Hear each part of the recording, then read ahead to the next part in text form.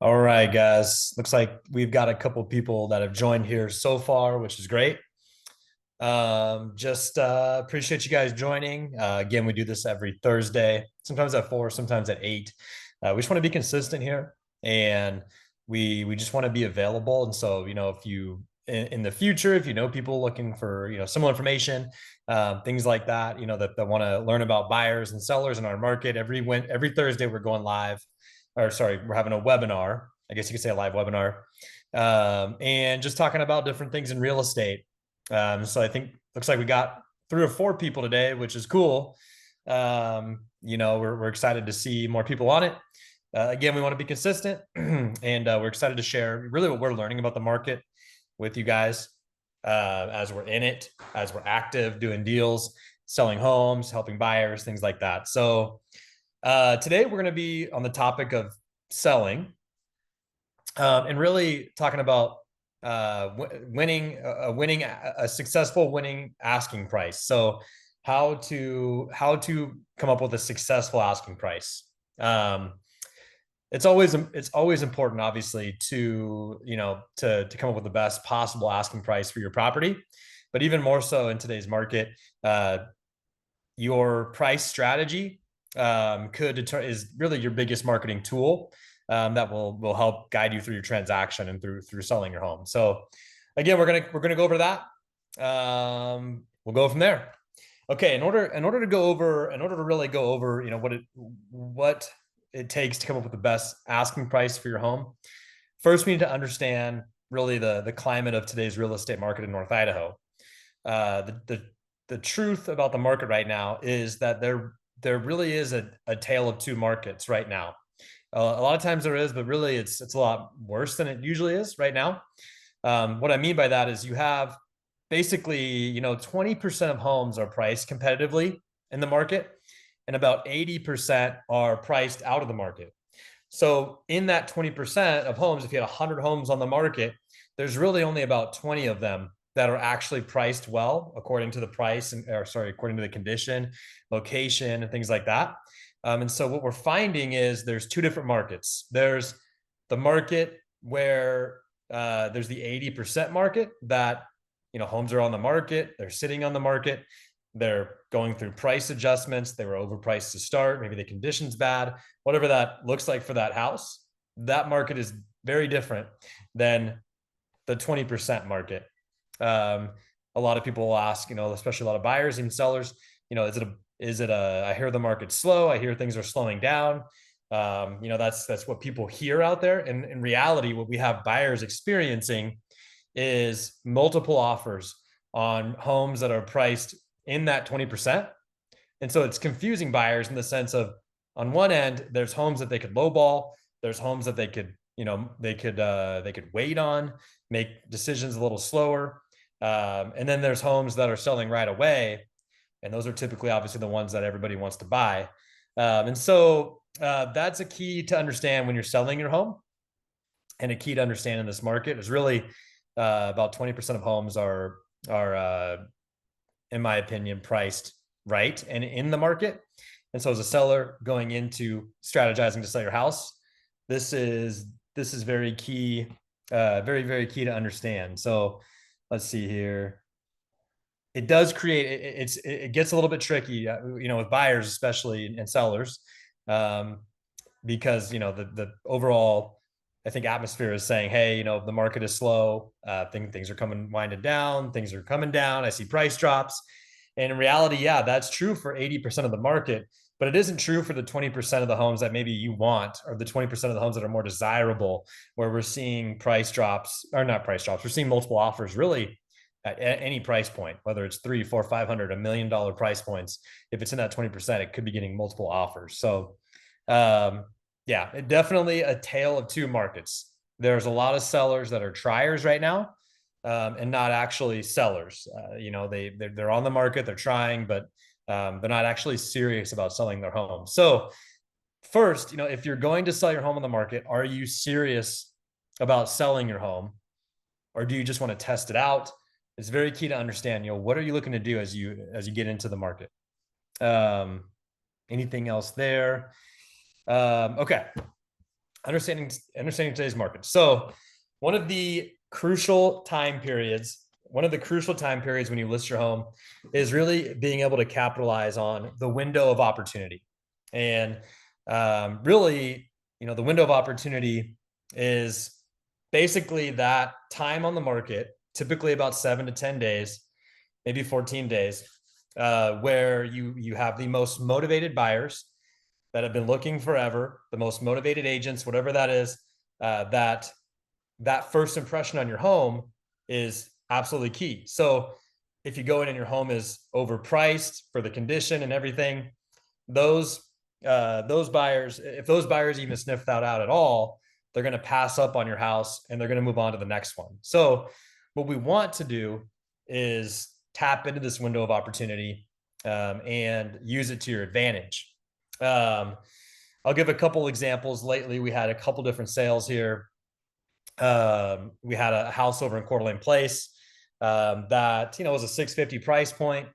They could have gone up to 675, maybe they could pushed it a little bit more, but they strategically chose to go 650 because they also were having a house they were buying as well. They needed to sell at a certain time, but at the same time, strategically, they could have started at 675.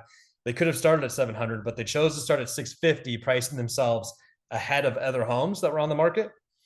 And because of that, they were able to get multiple offers. They were able to get a cash offer that was a great offer for them. And we also just had another one on over in Rathdrum where we priced it competitively for the market, lower than other comps on purpose. Where there were other comps that were, on the market for 375, 385. This one we listed at 330. It's 2-bedroom, 1-bath in rough shape. And we ended up getting 5 or 6 offers on it and selling it $20,000 above asking price. Now, the beauty of this strategy, capitalizing on this window of opportunity, is that not only do you get an offer that you want fairly quickly, you don't have to stress, you don't have to keep showing your house, you don't have to keep cleaning it, things like that.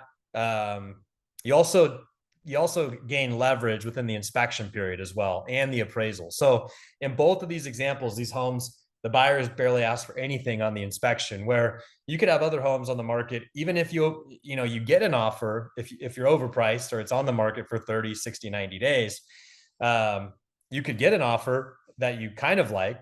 But at the same time, those buyers could, tear that apart in the inspection period. They could ask for a lot of repairs.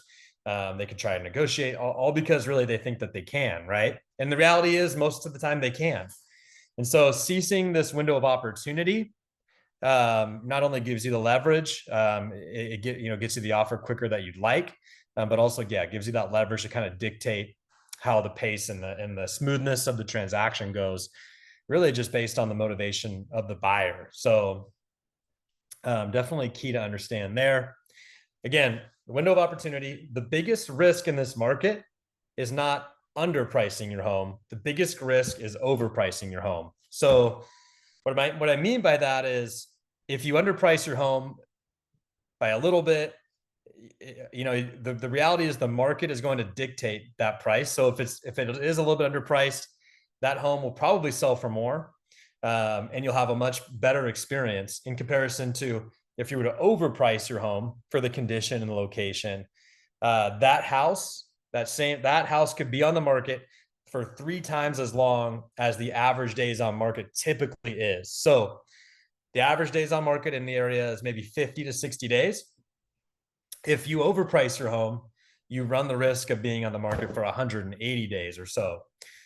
So again, let's just give an example. If your home is worth 500,000 and you priced it at 499, it's very likely that you'll get an offer right away, and you wanted to deal with inspection items as much, showings, costs to keep your home on the market, your mortgage every month, costs for electricity, costs for whatever, utilities, things like that, right? If you overprice it, maybe you go to 550, maybe you want to push it to 550. You could be on the market for 180 days, incurring these costs, going through mortgages, stress, different seasons of real estate, all to end up at 500,000 or lower. You could sell for lower than that. So this isn't a market where you're going to trick a buyer necessarily, right? This is a market where a buyer is going to see it for what it is, and if they feel like there's value and feel like the home is priced with value and it's right, they're going to give you that asking price, no problem. But if they feel like it's overpriced, they're going to sniff it out and they're going to smell blood in the water potentially, and they're going to wait until that house comes down in price, and nobody likes to really be there. So again, capitalize on that window of opportunity, that first 7 to 10 days, those most motivated buyers. You don't want them to pass up on your home. And one of the key things that we do to do this is we look at, I'll go into this here in the next slide, sorry. How do we determine a winning price? Obviously, one of the first directions we go to is a comparable market analysis to determine basically the price of your home. We look at active listings, 3 or 4. We try to find 3 or 4 active listings that are similar location, similar size, similar amenities, similar square footage, similar lot size, year built. These are all key factors, of course. And we look for 2 or 3, 4 active listings. We look for 2 or 3 pending. Really, pending shows us really what's going on in real time in the market. How long does it take for a house to pend? What is a house like yours? How long is that taking to pend? Is it getting offers at a certain price? And then, of course, 2 or 3 or 4 closed as well. Appraisers use closed listings, about 4, 5, 6 months back, really. But the key in this market is to look at active listings. So if you look at active listings that are similar locations, similar size, similar layout, similar amenities, similar square footage, of course, and you have 10 of them out there that are similar, if you're number 8 on that list as far as attractiveness, you're probably going to take a long time to sell, right? What you want to do is be in the top 2. So if you have 10 homes on the market that are similar to yours, you want to be number 1 or number 2 as far as the most competitively priced home. I'm not saying you're underpricing, but you're the most competitively priced home for what your home has to offer. What you want to do is be on that side of it. Now, when it's a seller's market, more of a seller's market where people feel like the prices are going up, the difference there is that people are not scared of price. They're not fearing price because they know that the market is going up.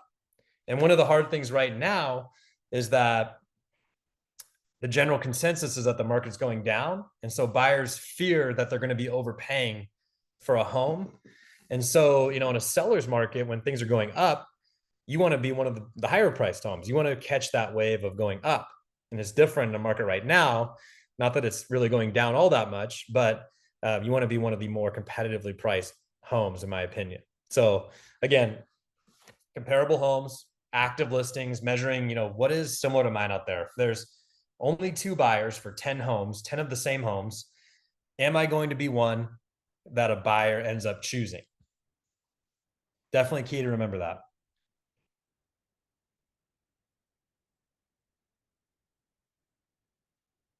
Okay. Just going to adjust this here. Yeah, today's real estate environment, homes fall into 2 categories: those that are priced to sell quickly and those that linger on the market. Correct pricing is essential to attract motivated buyers and generate interest. By understanding market segmentation, sellers can position their homes effectively and enhance their chances of a successful sale. So really, again, we're talking more about this as we go, but yeah, like I said, if there's 10 homes on the market, you want to be one of the top 2 most attractive homes. And people ask me all the time, is the market, I see a lot of price adjustments. Is the market going down? And really, like I've said in the beginning, I tell them it's a tale of 2 markets right now, where it's not that, let's say you have a home worth 500,000, 2021, 2020, a seller would say, hey, we know our house is worth 500, but let's try to get 550 out of it. And we would do that. We would say yes to that. And a lot of times the seller would get that price at that point because the market was so fast paced, because there's so much demand. It didn't necessarily matter, right? Seller markets definitely mask overpriced homes, right? But now the difference now is that home is still worth 500, but sellers, the sellers that choose to overprice their home to 550, they were getting it 4 or 5 years ago, they're not getting it now. And so those ones that start at 550, 600, they end up coming down in price until they get to 500. So you can really take two paths as a seller. You can choose to overprice your home because maybe you feel like you don't want to miss out, which is super common. Or you can just price it right. One way or the other, you're going to end up in the same spot. You're going to end up at 500, right around 500,000, give or take. So the best strategy is to price it at 499 or 500, get an offer quickly, get an offer right away, have leverage during the transaction, have leverage in the inspection period. It's a true game of the price is right. So again, we don't have to hit too hard on this. It's a pretty simple topic. The key right now is, don't buy into the temptation to put your house on the market for more than what it's actually worth. If you take the time to price it right, and obviously you do some of the things like, make sure the condition's good, prep it, stage it, of course, all that stuff. And look at the comparatives around you. And if you take the time to diligently do that, work with your agent, you'll have a really successful experience in this market. And you'll be able to sell your home in a reasonable amount of time for a good price as well. So again, that's really all that I have today. Pretty simple topic. If you guys have questions, I see 3 or 4 of you on here. Shoot me a message on here, or reach out to us on our Instagram page, or reach out to me as well. My phone number here is down here below, as well as email. Again, we'd love to chat with you about your home. We'd love to sit down and show you what we do for our sellers and how we've really been able to successfully sell homes in a week, maybe 10 days, 20 days, and outpace the market, which has been about 30 to 40, maybe 50 days. We'd love to share our strategies on that. Again, this is some insight onto conversations that we're having with sellers. Remember, it's a tale of 2 markets out there. Just because a home is on the market doesn't mean that it's in the market. And if you're a seller, it's key to price your home in the market. So thank you guys. Have a great day. I appreciate you guys joining. Next week, we'll be doing a buyer related topic. Let us know if you guys have any suggestions, anything you want us to talk about, and we'll go from there. Thank you guys.